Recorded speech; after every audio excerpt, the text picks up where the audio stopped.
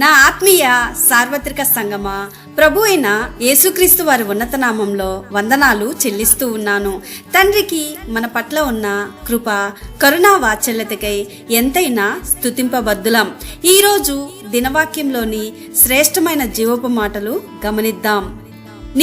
నీకు ఒక్కడై ఉన్న నీ కుమారుని వెనుక తీయక ఈ కార్యము చేసినందున నీ సంతానమును నిశ్చయముగా విస్తరింపచేసేదను, నీవు నా మాట వినినందున. ఈ వాక్య భాగం ఆదికాండం 22వ అధ్యాయము 16-18 వచనాల్లో మనం గమనించవచ్చు. ఆ రోజు నుండి ఈ రోజు దాకా మనుషులు ఒక విషయాన్ని పదే పదే నేర్చుకుంటూ వస్తున్నారు. అదేమిటంటే, దేవుని ఆజ్ఞ మేరకు తమకు అత్యంత ప్రీతిపాత్రమైన వస్తువైన జీవితమైన సమర్పించినట్లయితే అదే వస్తువు వాళ్ళకి 1000 రెట్లు తిరిగి పొందుకుంటారు. అబ్రహాము దేవుని పిలుపు విని తన ఏకైక కుమారుణ్ణి ఇచ్చేశాడు. దీంతో ఆ పిల్లవాడు పెరిగి పెద్దవుతాడు, తన వంశం విస్తరిస్తుంది అన్న ఆశలన్నీ సమూలంగా తుడిచిపెట్టుకుని పోయాయి. కానీ ఆ పిల్లవాడు తిరిగి తనకు దక్కాడు. కుటుంబం నక్షత్రంలాగా, ఇసుక రేణువుల్లాగా విస్తరించింది. కాలం పరిపూర్ణమైనప్పుడు ఆ కుటుంబంలో నుంచే ప్రభు అయిన యేసుక్రీస్తు ఈ లోకానికి వచ్చాడు. ఇలాగా తన పిల్లలు చేసే నిజమైన త్యాగాలను దేవుడు స్వీకరించే తీరు ఇదే. మనం అన్ని ఇచ్చేసి పేదరికాన్ని తెచ్చుకుంటాము, ఆయన మనకు సంపదను పంపిస్తాడు. మనకు చేత కాదనుకున్న గొప్ప సేవా భారాన్ని మనం వదిలివేస్తాము. అందుకైనా మన కల్లో కూడా ఊహించని గొప్ప సేవా భారాన్ని మన పరం చేస్తాడు. మనకున్న ఆశలన్నీ వదిలేసుకొని రాగద్వేషాలకు అతీతులంగా మార్చబడతాము. ప్రతిగా ఆయన మనకు అపురూపమైన ఆనందాలు, నిండిన సమృద్ధి జీవితాన్ని అనుగ్రహిస్తాడు.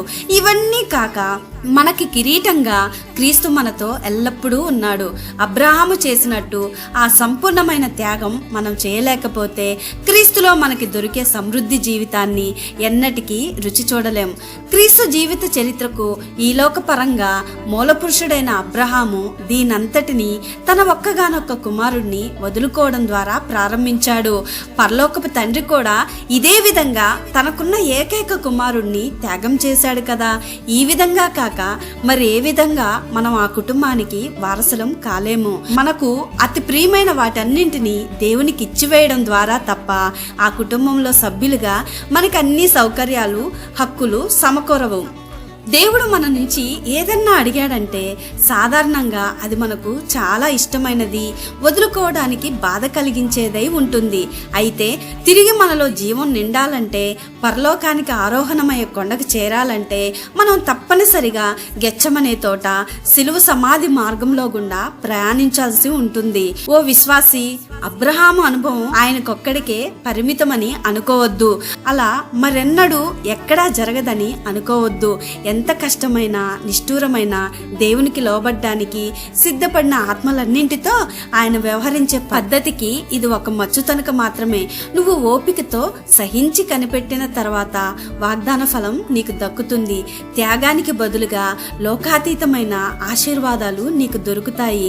దేవుని ఆశీర్వాదాల నదులు కట్టలు తెంచుకొని కృపతో, సకల సంపదలతో నిన్ను నిలువునా ముంచెత్తుతాయి.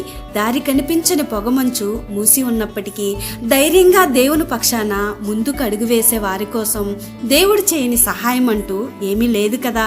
అలా అడుగు వేసే వాళ్ళు తమ పాదం క్రీస్తనే బండ మీద పడిందని తెలుసుకుంటారు.